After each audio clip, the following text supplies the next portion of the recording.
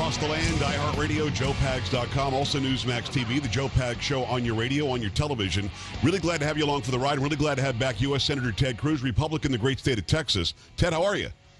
Pags, I'm doing great. Great to be with you. Flying around the world, man. An absolute globetrotter in Israel recently, a couple of days ago, in fact, in Jerusalem, where our embassy now is, because we've been saying it for a long time, but we finally recognize Jerusalem as the capital. If you can, set the scene. This was a big deal.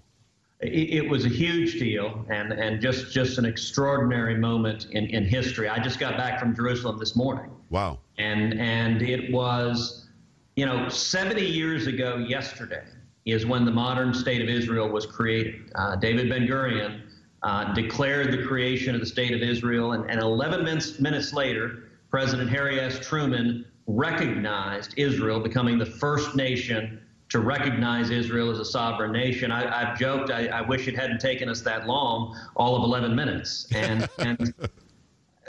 since then, when Israel was the modern state of Israel was created 70 years ago, Jerusalem was its capital then, and it's been its capital every day since then. And yet for 70 years, we've operated under this fiction where we've had our embassy in Tel Aviv. We've ignored the fact that the Knesset is in Jerusalem. We've ignored the fact that the Supreme Court is in Jerusalem, that the Prime Minister is in Jerusalem, that the President is in Jerusalem. And it's the only country on earth where we don't have our embassy in their capital city. Well, yesterday, President Trump did the right thing. He followed through on a campaign commitment, and we opened the embassy in Jerusalem. I was there. It was truly history. And I cannot tell you how many Israelis, how many Americans who I saw over there who were just moved to tears, who said, in particular older people, some people who had gone even through World War II and the Holocaust, who said, I never thought I would live to see this day. Yeah. And we dedicated the American embassy in Jerusalem. I think it powerfully, powerfully, powerfully says to both our friends and our enemies that America stands by Israel unshakably, and we stand by our friends. Do you know, it's Senator Ted Cruz, of course, Republican, the great state of Texas. Do you know why we didn't do it before now? 12 presidents, I believe, said they would. The last three, including Obama, including Clinton, said Jerusalem is the capital of Israel. George W. Bush said, I'm going to start, the second I take office, my ambassador is going to go to Jerusalem. That didn't happen. Why haven't we? Are there some political minions in their ears? Are they afraid of the Middle East and what they might have said? Why didn't we move it?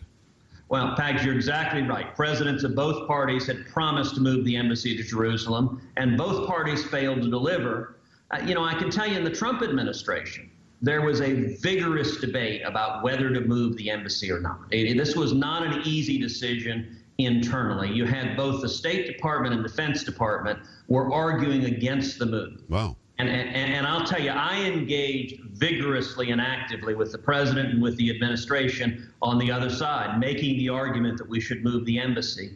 And the argument that they gave against moving the embassy, it really is a combination of things. Number one, they say that the enemies of Israel will be angry and it will cause violence. And so that's their pitch is that this will make the terrorist angry. And so we shouldn't do anything to make the terrorist angry. Because the terrorists were happy yesterday or the day before yesterday. They loved us then, Ted.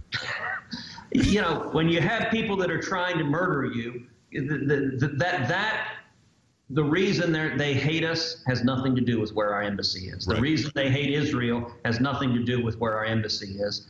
But, I'll tell you, within the Trump administration, the White House, there were folks who made the argument, look, they want to pursue some grand Middle East peace plan and negotiate peace in the Middle East. And I wish them Godspeed and good fortune in that. I'm skeptical it's going to happen because the barrier to peace in the Middle East is not Israel. The Israelis, it is their babies who are dying.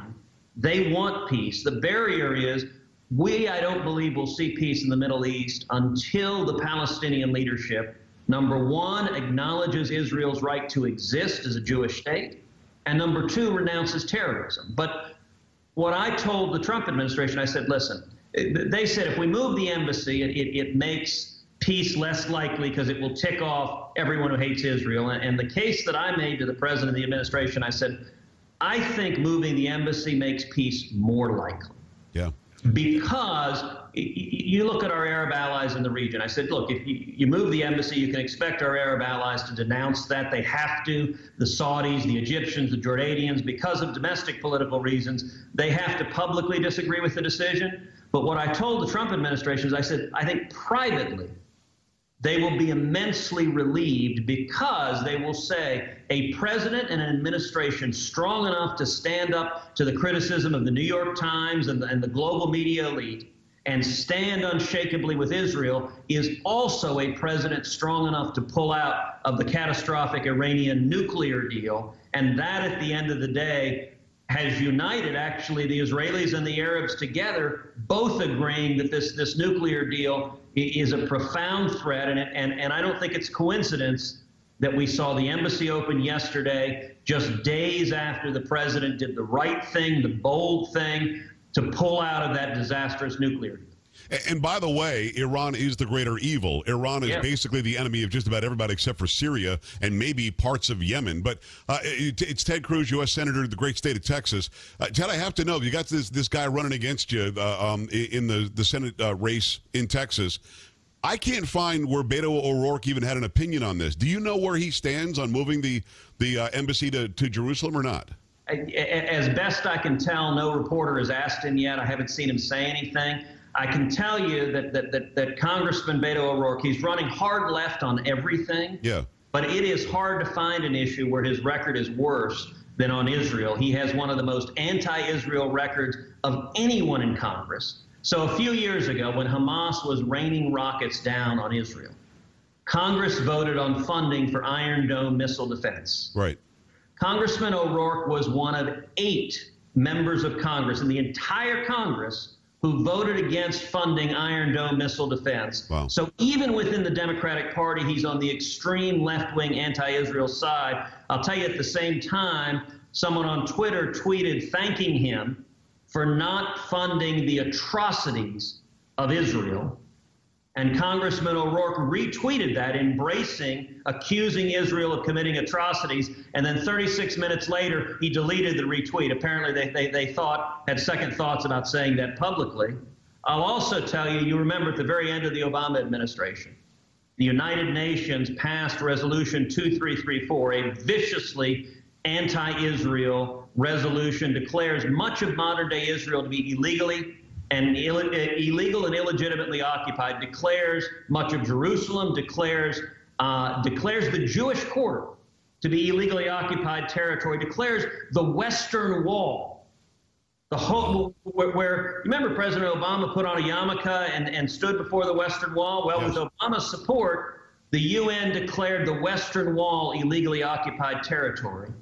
It was rabidly anti-Israel. The Obama administration orchestrated its passage. But interestingly enough, Congress had before it a resolution disagreeing with that rabidly anti-Israel United Nations resolution, and Congressman O'Rourke voted against that. He voted in support of the anti-Israel resolution. So given that, I can't imagine he supports putting the embassy in Jerusalem. But as far as I can tell, no reporters ever asked. Well, if he did support it, Ted, I think that it would be all over social media. He would be in front of a camera and a microphone like you are talking about how great it was. You would have to assume from his history that you just illuminated us with and from his silence that he isn't for it. It's U.S. Senator Ted Cruz, Republican of the great state of Texas.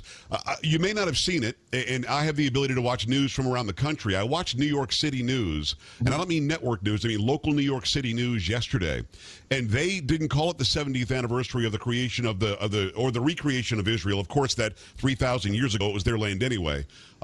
They called it the day that the Palestinians were pushed out. And they had people who were actually saying that Israel is the aggressor and is actively killing the protesters in Gaza.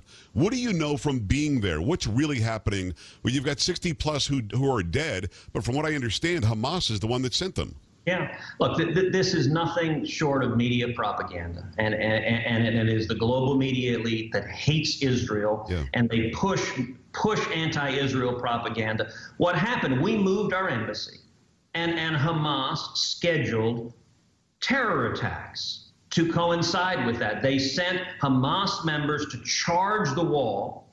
They gave them maps. They said, listen, if you breach the wall, if you make it into Israel, here are maps to Jewish Jewish residences go and commit terror attacks there. So they had the maps from Hamas. These are Hamas members. They're using Molotov cocktails. They're burning tires. In fact, one of the things they're doing, they're taking kites, flying kites with Molotov cocktails and explosives connected to them to get the kite over the wall and then use it to set things on fire in Israel. And so the soldiers are defending their nation from an invading force of terrorists directed by Hamas, a terrorist organization. And so, of course, what does the New York Times say? Israelis murdering poor, helpless, defenseless terrorists trying to kill them. And it's nuts. I mean, it's very basically a country defending its border as if somebody were to come from Canada or Mexico doing it here. We would have to stop them before allowing them to kill our people. I'm not sure I get how can they possibly spin it so horribly wrong? And again, they have to know. They're not stupid people who are reporting this. They have to know that what they're saying is untrue. What's the end goal? That Israel is always the little devil? I don't understand. So Hamas's goal is simple. Hamas wants Palestinians to die. They send those people in. They want them to die because they know the useful idiots in the media will put those pictures out on the news. It's a propaganda effort directed at Israel. And you know, Prime Minister Netanyahu put it powerfully when he said, we use our missiles to defend our citizens. They use their citizens to defend their missiles. Wow.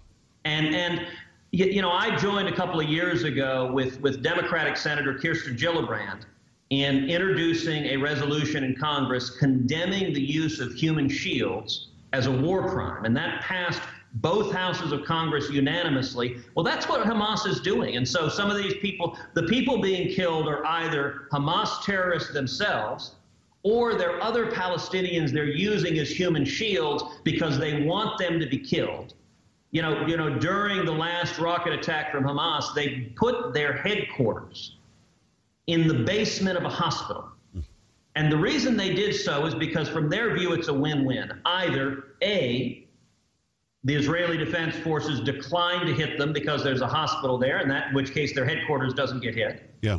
And that's what ended up happening. The IDF did not hit the hospital. Or B, and this is even better from Hamas's perspective, they do hit them, and suddenly you have dead women and children on all the global TV stations and all the front page of the New York Times. And it is Hamas literally using Palestinian newborn infants as human shields for their terrorists. It is a war crime. It is cynical. It is wrong. And every media outlet that is complicit in this propaganda should be ashamed of themselves. I know that you've got to run. I've got about 30 seconds. We'll do tax cuts next time and what the Democrat plan is heading into November, which is ridiculous. But one last question on this. Not one Democrat, not even Chuck Schumer from New York, who said, yes, we should move it to Jerusalem. And then he said, oh, no, Trump's really going to move it to Jerusalem? You shouldn't.